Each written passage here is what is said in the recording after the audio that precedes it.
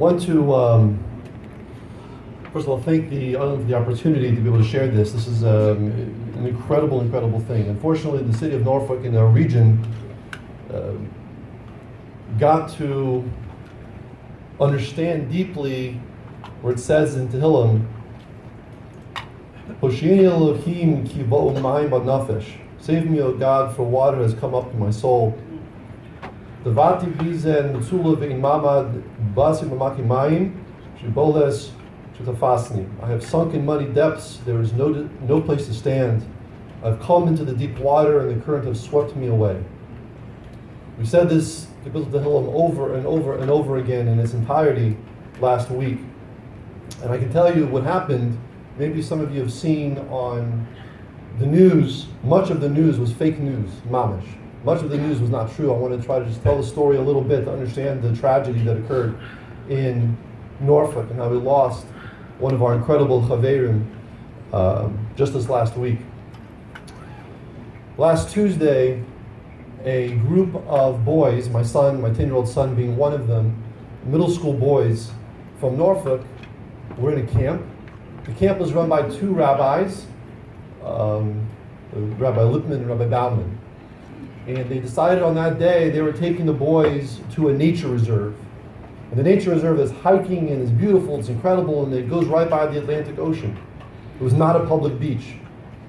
And they walked into the nature reserve and they did some incredible hiking. They walked over sand dunes. They came over to an open beach. They were playing ball over there on the open beach. And they were wading, not swimming, in the water right by the ocean's edge. And they were playing over there like boys do. We're talking about middle school boys. At that point, a few of the boys were playing and a very significant wave came from the ocean. And here's where the story gets very strange. At that moment, from nowhere, and we're talking about a beach that I'm telling you I personally was on Sunday along with people trying to find Rabbi Bauman's body. We were on this secluded beach on the Atlantic Ocean, a place where nobody goes, where you can walk for miles and not see another human being. For an hour and a half, I didn't see another human being on Sunday this past week, other than the search party. Somehow, there was a non-Jewish person who nobody saw coming, ran into the water, grabbed a board from the ground, jumped in, picked up two boys, put them on the board, and schlepped them from the place where they were being pulled out to sea, managed to pull them back to the shore. As soon as the two boys got back to the shore, the man disappeared. Nobody knows where he came from, nobody knows where he went. The 20 boys all said afterwards that they turned around to look for the man and he disappeared. The distance from the water to the sand dunes is about 75, 100 feet. He was just gone. He was nowhere. Rabbi Loiterman looked around to find him as well, and he was gone. He was looking for him because Rabbi Bauman was missing.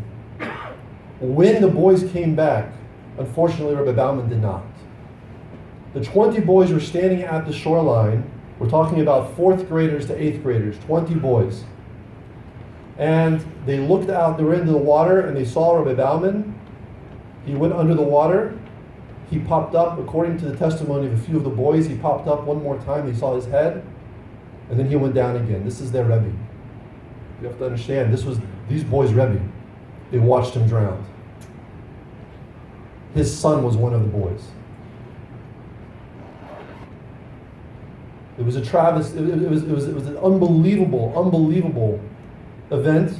I was called. Rabbi Loiterman called me, and I got in my car and I flew over there as fast as I could. And at that point, Rabbi Loiterman obviously was beside. He was not normal. He couldn't really take care of the children. We all came to help, and we brought vans and we brought the boys, and there were detectives already, and there was, of course, the press was there. And immediately, of course, we had to take care of the children. But immediately the press got into our face and started to immediately, within minutes, publish lies and stories. There were no red flags. There was no warning. There were no signs. Yes, there was a nature reserve, and if you drive into any nature reserve, there's a whole list of rules you drive in. I'm sure on that list it says no swimming somewhere, but there was no red flags. It was not that the media said it was. And we ended up getting there and getting these children and taking them home. The media began to try to create a story, to sensationalize the story, and we realized that we had to change the story. But the truth is, my friends, that the story changed itself. And this is really the message that I want to share with you today. Because immediately everybody in our community and beyond began to pick up pieces of a puzzle that needed to be solved. Chai Lifeline flew in a whole team of incredible people, mamash tzaddikim, that came into the community, counselors, people to sit with our children. Chai Lifeline did was absolutely incredible. They stayed for days. They stayed for almost a whole week to help our community. And everybody picked up a piece. We were all sitting there. The entire community came around them. But as soon as everybody got home, everybody knew what was going on. As soon as everybody got home, an incredible thing happened. Number one, we have Baruch Hashem, we have about 115 children in our school. Most of them were still at home. Some of them were at camp. Every child who was at home, when their parents came home, when I came home and dropped a lot of these children off, every kid was saying Tehillim. But then what happened next was incredible. About 2 days later, the Coast Guards began to say, you know what, we can't search forever. This happened on Tuesday. On Thursday, the Coast Guard said, look, we're going to have to stop the search. But all of a sudden, the entire East Coast Jewish community mobilized. With the help of Jordan Sloan and other people in our community, and Aaron Sloan, his son, Rabbi Sloan, his son, we mobilized something that I've never seen before in my life. Unbelievable. Planes, multiple search planes, ships, boats, jet skis, people with ATVs.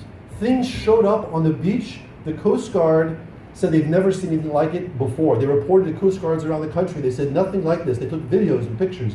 They said nothing like this has happened. They couldn't believe what happened over there. All of a sudden, from Maryland, people drove through the night to bring boats, and Jews were on these jet skis. It was something like you've never seen anything like this in your life. Mika Amcha Yisrael, the Jewish people came together like it was a miracle. It was unbelievable. The commanding officer of the Coast Guard came into the shul bawling in tears. This officer, and he comes in and he says, I don't know who you people are. I've never met a Jew before. I don't know Jewish people. But I'm telling you, if this is what the Jewish people are like, I want to be a Jew. In his uniform, he stood there in the middle. He didn't talk to the whole community. It was the rabbi and a few people standing in a circle. Unbelievable what happened over there. And he said, I can't stop the search now. They published that they stopped the search. They never stopped the search. Why did they stop the search? They said that these people are driving through the night and they're coming up with planes and they're coming with ATVs. I can't stop searching. So the Virginia Beach police and the Coast Guard kept searching 3 days after they said they were going to stop searching. They never stopped the search. It then came to Shabbos. Many of the people went home. But Motzei Shabbos, people drove through the night. From Maryland, from Silver Spring, from New York. And all of a sudden, another huge round of boats appeared in the Atlantic Ocean. All Jews. Shomrim and all these different organizations show up. Myself and many others started walking the beach, starting early in the morning. For 7 hours, I was combing the beach with people, walking up and down, thinking a body was going to come, saying Tehillim. It was an unbelievable matzav. As soon as I personally left the beach late in the afternoon, one of the ships from Silver Spring, I believe it was, found Rabbi Bauman's body floating in the water. What we saw this past week in Norfolk, Virginia, I think is just a piece, a sliver of the power of the Jewish people. We ended up changing the story.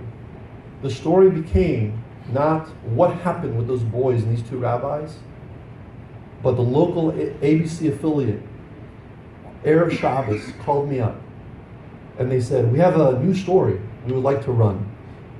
We want to understand what is up with the Jewish people. And how is it? Why do you care so much about the body of a dead person? We give up. A day after, Coast Guard gives up, a day and a half after the search begins. You don't give up. Why do you care?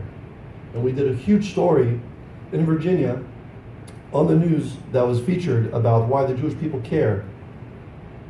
Why the Jewish people care about the holiness of a goof, how it holds in the neshama, how it holds God's purpose, and how important that really is to us. I began by reading a piece at the beginning of this Kapitel Tehillim, Samach Tes. I'd like to conclude by reading one more pasuk from this Kapitel Tehillim.